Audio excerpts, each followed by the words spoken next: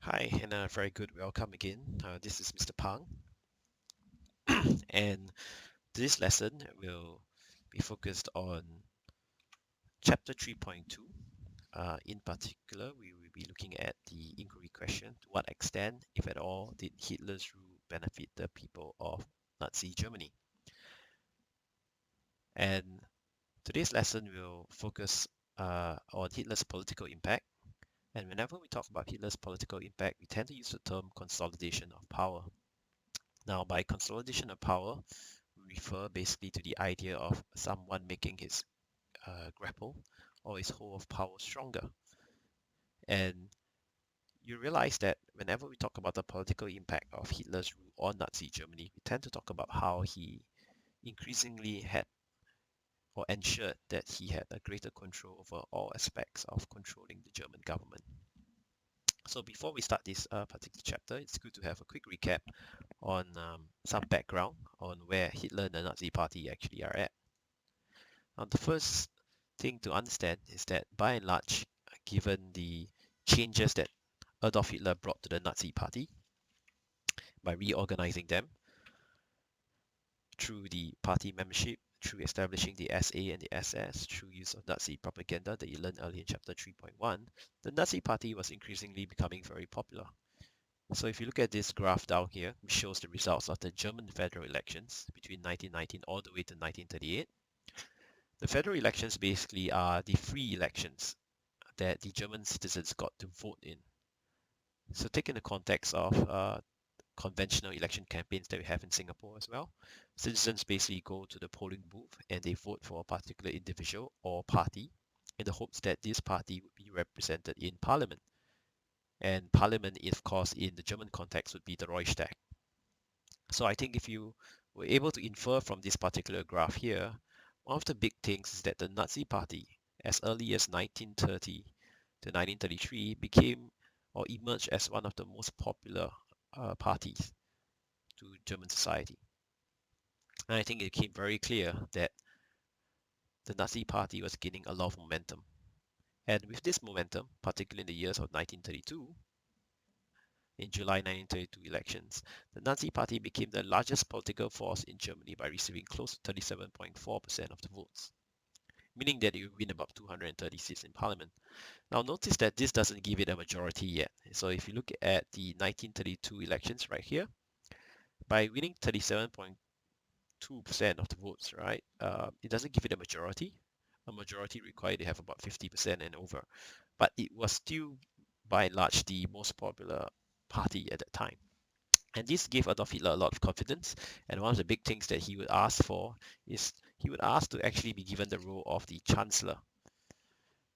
Now, the role of the Chancellor essentially is the equivalent of the Prime Minister in today's context. And Adolf Hitler sought to have it because that would give him greater power, greater control over what he wanted to do in Germany. However, President Hindenburg, if you remember who he is, who is the residing president at that time, distrusted Hitler much. And by and large, did not actually trust Hitler to become the Chancellor. So who was chosen in 1932 basically to take over the role of the Chancellor was actually given to a fellow conservative known as Schatz von Paupen. And Schatz von Paupen eventually was given the role as the Chancellor. And unfortunately, he wasn't too popular. He tried to solve the unemployment problem, but unemployment continued to plague German society. And very quickly, by November 1932, a second election was held again, basically to quell basically the dissent and unhappiness among German society. Now, again, in the November 1932 elections, the Nazi Party actually emerged as one of the strongest parties again. Its votes actually dropped a little, down to 33%, with the Communist Party and the National Conservative Party actually increasing their outtakes. So let me just go back to a few slides. So in March 1933, sorry, in November 1932, right, you'll notice that there's a dip of the Nazi Party votes by about 4%, and the alarming one, all right, was basically the increase in the Communist Party, which is the one here in teal, right? Okay. So the Reichstag, or President Hindenburg, actually had an issue. As much as he didn't like the Nazi Party, what the November Party elections actually showed was that if he didn't do anything, other parties would actually come to play. And the Communist Party was one that was increasingly becoming very dangerous. So again, in November 1932, the question of who was to be the Chancellor propped up again. And this time, Schatz von Papen actually was put aside, and President Hindenburg decided to pick Kurt von Schleicher to be the next Chancellor. And again, this meant that Adolf Hitler was actually put aside. But by and large, I think the decisions basically to appoint both Schatz von Papen or Kurt von Schleicher to be the Chancellor was not very popular with German society. And a lot of the problems that the Weimar Republic faced were not solved. So as early as December 1932, both chancellors were forced to step down due to increasing lack of support in the Reichstag. So in January 1933, President Hindenburg reluctantly actually invites Adolf Hitler to be the chancellor. And this is an exclusive image, right, that actually comes from that time when Hindenburg actually invited Hitler basically to come to the palace, and there were large crowds gathering on the outskirts, of course, together with his SA and SS, who, of course, I guess were rounding the crowd up.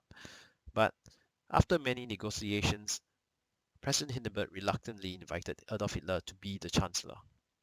And the big question in our mind is, why so, after so many attempts basically to prevent Hitler from coming to power? Now, Hindenburg's ideas in general was that he believed that he could use Adolf Hitler to improve the support for the conservatives. In his mind, Hindenburg felt that the best strategy was to get the most popular person or the most popular party into the Reichstag. So rather than let the Nazi Party gain total control, why not appoint their leader as the Chancellor and therefore use Hitler to keep the communists under control? Use Hitler basically to placate German society so that they would support basically the policies that the conservatives were trying to run in the Reichstag.